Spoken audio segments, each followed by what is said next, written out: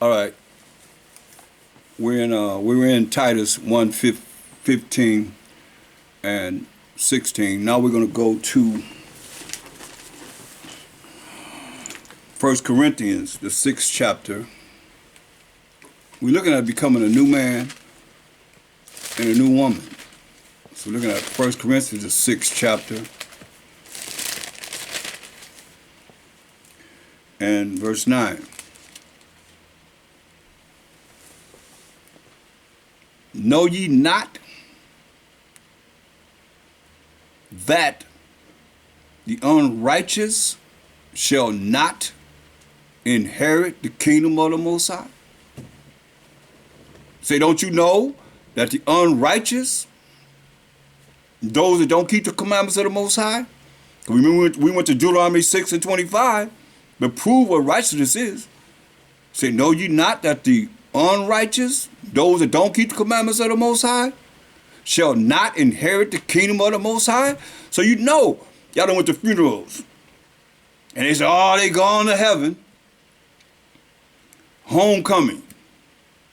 No, good and well, these people were unrighteous. We didn't know the laws of the Most High. It was Deuteronomy 6:25.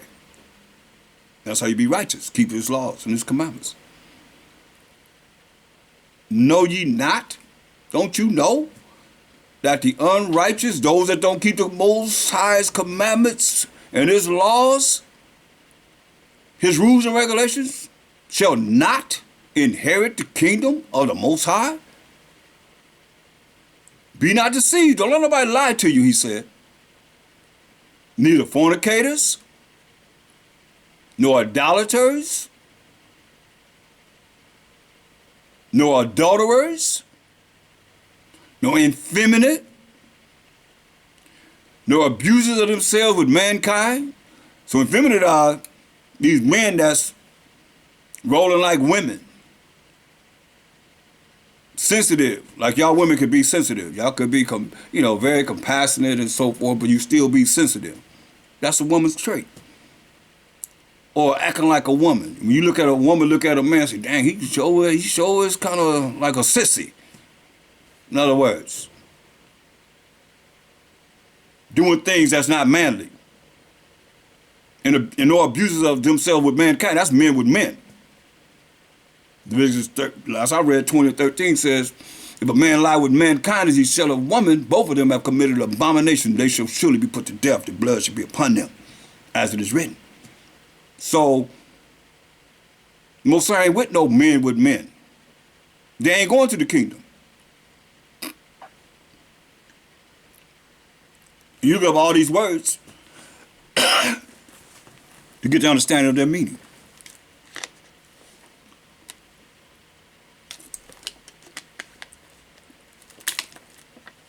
Which you should do anyway. But see, our people want to be spoon-fed.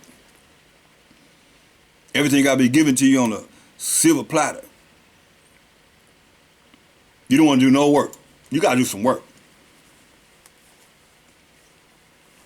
He said, nor thieves, listen, nor thieves, nor covetous, nor drunkards, nor revilers, arguing all the time, nor extortioners shall inherit the kingdom of the Most High. You hear that? They're not going to the kingdom. They're going to be outside the kingdom. They're not going to the kingdom. And such was some of you. Yeah, somewhere in these descriptions, he says, such was some of you.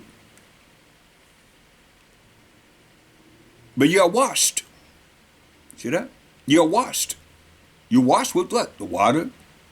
You wash yourself with water. You take a bath, you wash up. You wash with water. Right? You are washed. But you are sanctified. Cleaned up. But you are justified by Hashem Mashiach Yahushai, in the name of the Lord and Savior. And by the Spirit of our power.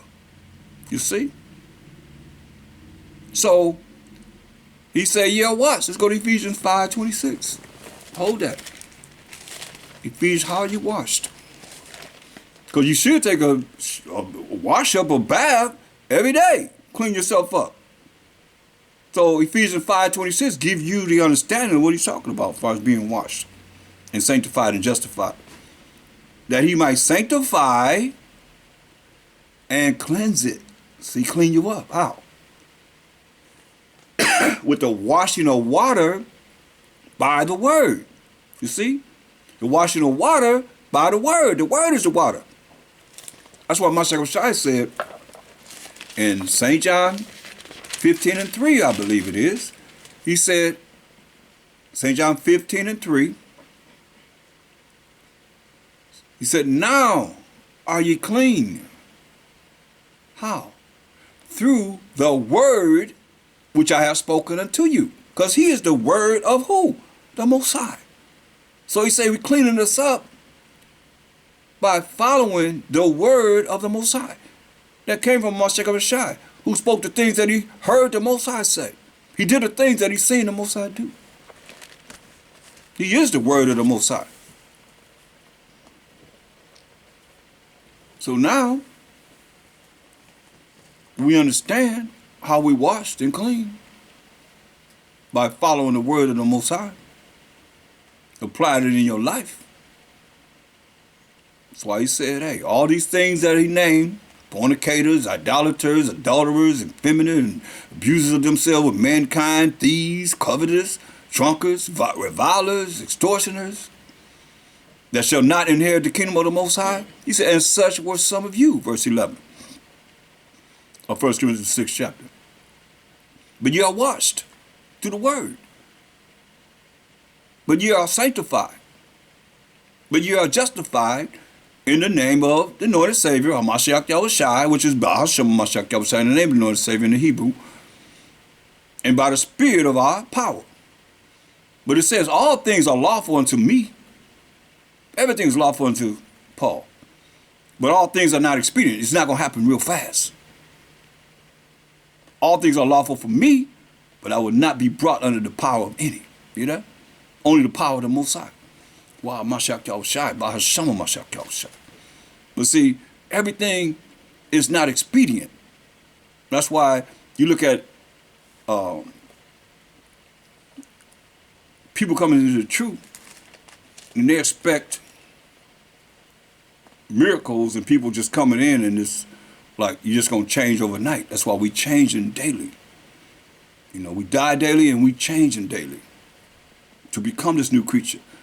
As the Most High labored to make us perfect, then we got to allow the perfection of the Most High to come into us, his chosen people, the Israelites. And don't make his work in vain, or you're going to get the wrath of the Most High. If he took enough time to call you to start to listen and learn this truth, and you're going to just give him the middle finger, as we've always done, and we're punished by captivity, slavery, and bondage under all these nations, what you think?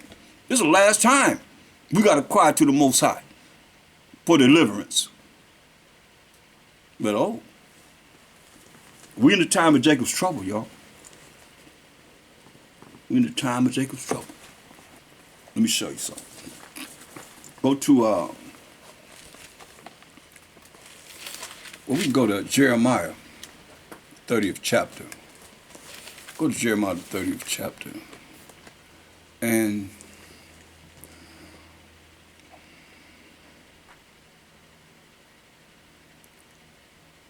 verse 5. Let's read verse 4. Jeremiah 30:4. And these are the words that the Most High spake concerning Israel and concerning Judah. That's all 12 tribes. The northern tribes, 9.5 tribes, and the southern tribes. 3 tribes, Judah, Benjamin, and Levi. Who the Bible mostly talking about, because the other tribes went into the Syrian captivity, and they left from that point being scattered amongst all these nations. Most High said, leave them alone, they dealing with idolatry. That's why it's hard to bring them back. But the Most High nothing's impossible with the Most High. He's bringing them back. But thus said the Most High, power of Abraham, Isaac, and Jacob being the forefather of the 12 tribes of Israel. We have heard a voice of trembling, of fear, and not of peace, right? for all 12 tribes.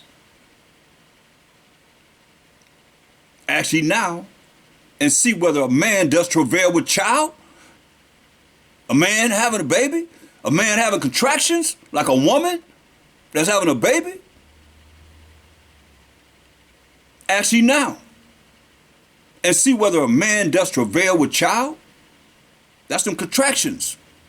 That pain that a woman has that's far apart. Get closer and closer and closer and closer until the baby is born.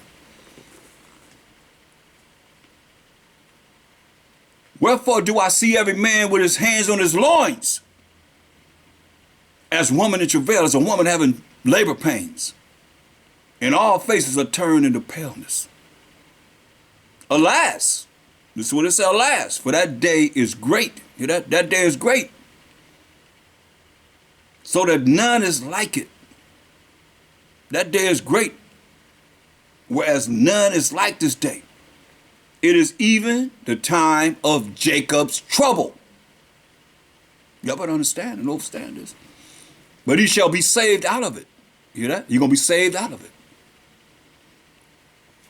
So now, let's look at Revelations 12 and 12. Real quick. I'm just going to bring forward a few precepts to show you. This is Jacob's trouble. It's our trouble right now. Verses 12 and 12. Therefore rejoice ye heavens, and ye that dwell in them. See, heaven is a condition on this earth too.